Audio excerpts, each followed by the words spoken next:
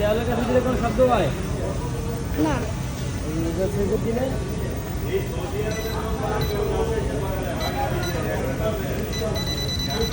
শব্দ দিতেছে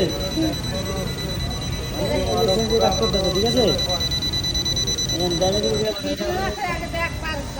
হাত দিয়ে না, আপনার স্টেবল সেন্সের শব্দ হইব, ঠিক আছে? আবার এই সেন্সের বন্ধ, সেন্সের বন্ধ। এই যে এই বাটনটা ঘরের মধ্যে চালাবেন, এটা চালাবেন ঘরের বাইরে, ঠিক আছে?